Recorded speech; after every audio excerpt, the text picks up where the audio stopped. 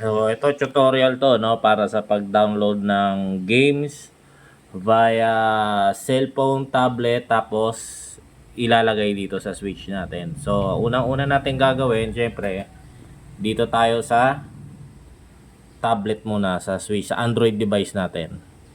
So, unang mong gagawin, download nyo muna tong Telegram app, okay? Then, mag-login kayo. So, ang hahanapin nyo, itong NS Torrent Library, okay? NSW Torrent Library. Okay? Ayan ang pinaka-channel. Walang kailangan na ano dyan na subscription. Libre yan. Walang bayad. Okay? So, ang second app na gagamitin, download kayo nitong torrent. Okay? So, yan. Torrent yan. Kasi pag nag-download kayo sa Telegram, yung ano file, papasok sa torrent. Si torrent ang magda-download. Okay? So, ang gagawin nyo lang, halimbawa, na may Telegram na kayo, no? Meron na kayo lahat. Pasok lang dito sa Telegram. Tapos, punta kayo dito, NSTorrent Library. Tapos, ang password pala niyan, ROME, R-O-M-E. Manghihingi sa inyo ng password yan pag baguhan kayo. R-O-M-E ang password niyan, okay? So, halimbawa, okay na lahat ng password. Type nyo lang yung gusto nyong game. Halimbawa, Mario. Okay? O, yun. Lumabas lahat ng Mario games, okay? So, halimbawa, itong Mario Rabbids, yung gusto nyo, sabay mayama. Halimbawa, itong Mario Live Card Circuit ang gusto nyo, press nyo lang itong download.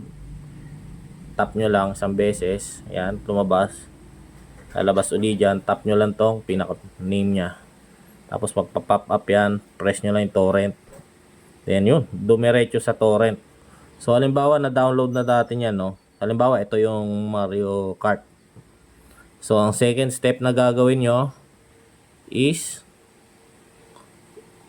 punta dito sa ano.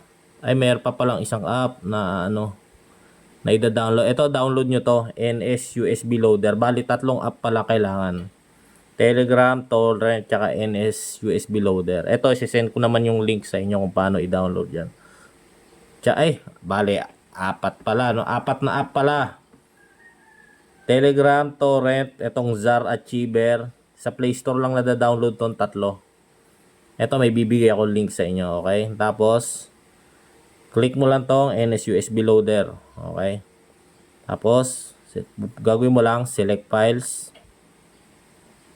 Oh, hanapin mo kung saan na-download yung ano, yung file na yon. Punta ka dito. Zar Achiever. I-open mo siya via Zar Achiever, then Hamba. App. Punta ka sa downloads. Hanapin mo yung Super Mario. Yun. Ito na yung Super Mario na ano. Halimbawa ito yun. Oh. Super Mario. Yan. Click mo lang yan. Then tap mo pa isang beses. O yun.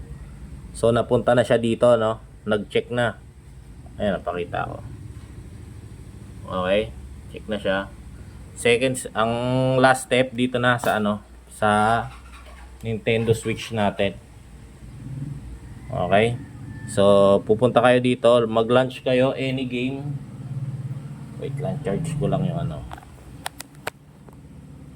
Mag-launch kayo any game. Ayan. While holding R button. Hold mo lang to R button, mag-launch ka any game. Okay. Huwag mong bibitawan yung R button hanggang sa lumabas yung homebrew menu. Wait lang ah. So, pag lumabas na yung homebrew menu natin, punta ka lang dito sa AWU installer. Yan. Meron yan sa AWU installer. Pag meron ka na yan, ang gagawin mo lang, install over LAN and internet. Install over LAN or internet.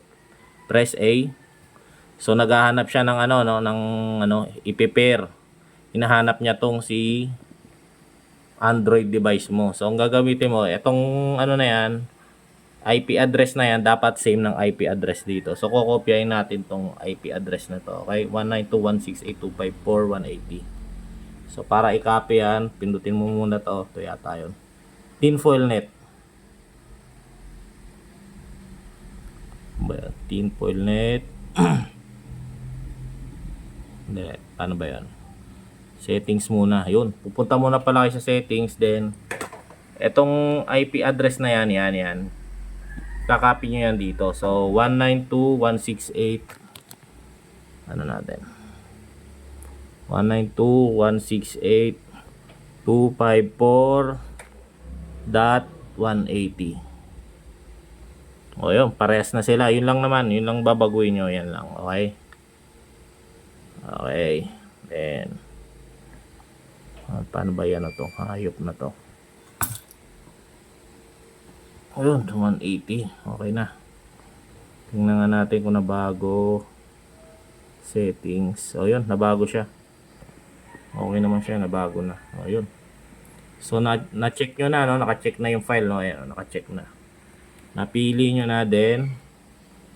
Upload to NS. Then, i-check nyo lang yan. Press A. Check. Sa SD card lagi. O yun, mag-i-install na siya via Wi-Fi. Okay. Ganun lang. Ayun o, nagta-transfer na siya. Nai-install na siya. So ngayon, pinapasa ni Android yung file dito sa switch natin. Then may install. Okay. Ganun lang. Thank you.